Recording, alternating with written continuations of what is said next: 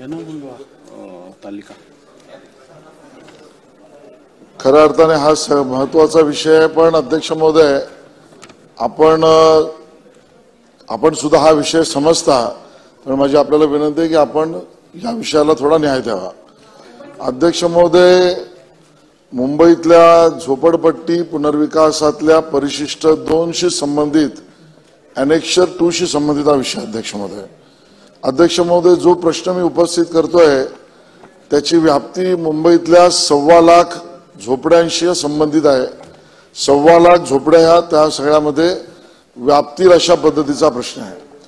अध्यक्ष महोदय, प्रश्न सरळच आहे की मुंबईमध्ये कुठलीही झोपडपट्टी पुनर्विकास योजना ज्या वेळेला करायची असते त्यावेळेला तिथल्या झोपडपट्टी धारकांनी एकत्र येऊन एक प्रपोज सोसायटी बनवायची। त्या प्रपोज सोसायटीने आम्हाला विकास करायचा आहे म्हणून ठराव करायचा।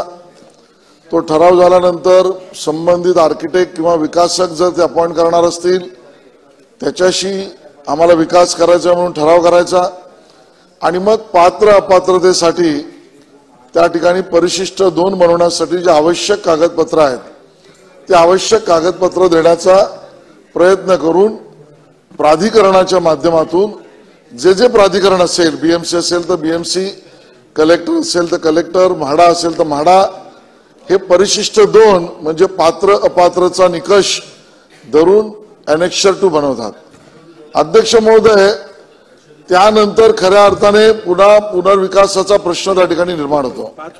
अध्यक्ष महोदय, पण एनेक्शर 2 बनल्यानंतर प्रत्यक्ष झोपडपट्टी पुनर्विकास होईपर्यंत कालमर्यादा स्पष्ट नाहीये। कायद्यामध्ये ते प्रावधान नाही, असू पण शकत नाही। आणि मग काही स्कीम्स, काही योजना या परिशिष्ट 2 नंतर LOI, IOD आणि प्रत्यक्ष काम हे वर्ष, 2 वर्ष, 3 वर्ष, 4 वर्षात होतं, पण दरवेळेला असं होतं असं नाही। अध्यक्ष महोदय, केवळ माझ्या मतदारसंघातील मी आकडेवारी आणली अध्यक्ष महोदय, जवळजवळ 12 योजना, या 12 योजना ज्यांचं परिशिष्ट 2 बनल्यानंतर प्रत्यक्ष योजनेला कार्यान्वित करण्यासाठी किंवा डेव्हलपमेंट होण्यासाठी लागणारी वर्ष, याचा कार्यकाल आपण समजून घ्यावा। अध्यक्ष महोदय, साई श्रद्धा सहकारी गृहनिर्माण संस्था परिशिष्ट 2006 मध्ये झालं, म्हणजे 17 वर्ष झाले अजून पुनर्विकास नाही।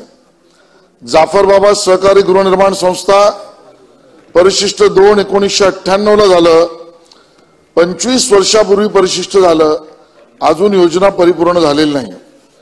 महाराष्ट्र नगर सहकारी गृहनिर्माण संस्था एनेक्शर 2 2007 ला झालं, 16 वर्ष झाली, अजून स्लम रिडेव्हलपमेंट आहे।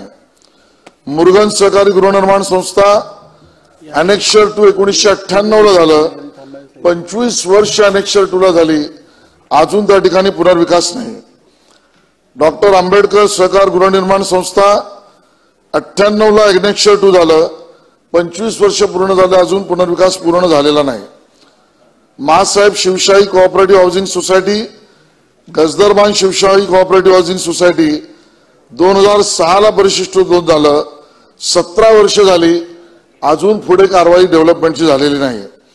रत्नप्रभा गृहनिर्माण संस्था 97 ला एनेक्शर 2 झालं, 26 वर्ष झाली, अजून त्या ठिकाणी परिशिष्ट 2 26 वर्ष होऊन सुद्धा स्लम रिडेव्हलपमेंट नाही। प्रभात दर्शन गृहनिर्माण संस्था 2005 ला परिशिष्ट 2 झालं, 18 वर्ष पूर्ण झाली, अजून रिडेव्हलपमेंट नाही। मद्रासवाला सहकारी गृहनिर्माण संस्था 2007 ला एनेक्शर 2 झालं, 16 वर्ष आले, अजून रिडेव्हलपमेंट नाही। यादी पटलावर ठेवा प्रश्न। अध्यक्ष महोदय, 26 वर्ष एनेक्शर 2 होतं, स्लम रिडेव्हलपमेंट होतं, यात नागरिकांचा काय दोष आहे? कुठे CRZ चे कायदे मंजूर झाले नाहीत, त्याच्यात बदल झाले, कोणी कोर्टात गेलं, कुठे नामंजूर झाली, बरेच प्रश्न आहेत। माझा विषय जो आहे तो सिंपल एवढा अध्यक्ष महोदय, या उत्तरामध्ये सन्माननीय मंत्री महोदयांना जे ब्रीफ केलं त्या अधिकाऱ्यांनी त्या ठिकाणी लिहिलं की सक्षम प्राधिकरणाकडून अंतिम परिशिष्ट 2 जाहीर झाल्यानंतर हस्तांतरणे मान्य करता येत नाहीत, कारण अंतिम परिशिष्ट 2 हे सर्व हरकती सूचना विचारात घेऊन अंतिमरित्या जाहीर केलेले असते आणि झोपडपट्टी पुनर्विकास योजनेच्या झोपडपट्टीवासियांच्या पुनर्वसनासाठी राबवणारी योजना असल्यामुळे त्याचा मुख्य उद्देश त्यांचे जीवनमान उंचावणे आहे. माझा प्रश्नच आहे अध्यक्ष महोदय, उत्तराचा अर्थ काय निघतो? तुमचं झोपडं परिशिष्ट 2च्या आधी जर असेल तर ते तुम्ही हस्तांतरण करू शकता, खरेदी विक्री करू शकता. 40,000 रुपये भरा, खरेदी विक्री करा. रिडेव्हलप झालात तर रिडेव्हलप झाल्यानंतर रिहॅबचं कंपोनंट तुम्ही विकू शकता. अट 10 वर्षाची होती, आता 7 वर्षावर करण्याचा प्रस्ताव आहे. रिडेव्हलप करू शकता, झोपडं करू शकता. त्यावेळेला मुख्य उद्देशाला हरताळ फासला जात नाही, नव्याने स्लम निर्माण होतील याची भीती होत नाही. पण एनेक्शर 2 मध्ये ज्याचं नाव आहे आणि जो 26 वर्ष 17 वर्ष रिडेव्हलपमेंट होत नाही म्हणून ताटकळत बसलाय, त्या ठिकाणी त्याला मोठं घर घ्यावंसं वाटलं, त्याने घर विकलं, झोपडी विकली, तर परिशिष्ट 2 मध्ये तुमचं नाव आहे म्हणून तुमचं आता हस्तांतरण मान्य नाही. समजा एका झोपडीत राहणाऱ्या माणसाने 2 झोपड्या घेतल्या वेगळ्या नावाने, खरं तर एका माणसाला एकच झोपडी मिळू शकते, तर ते त्याच्या नावावर होऊ शकत नाही. घरामध्ये सेटलमेंट झाली आणि समजा नाव बदलायचं असेल तर तुम्ही अनेक्षर 2 मध्ये तुमचं नाव आहे म्हणून तुमचं अनेक्षर 2 मधलं नाव बदलू शकत नाही. हा कुठला कायदा आहे? झोपडी हस्तांतरण होऊ शकते, रिहॅबचं घर होऊ शकते अटीनुसार. मग परिशिष्ट 2 मध्ये जो एलिजिबल आहे, जो लिगल आहे, ज्याला प्रोटेक्शन आहे, त्याचं अनेक्षर 2 मध्ये नाव बदललं जाऊच शकत नाही. हा तुगलकी न्याय आहे.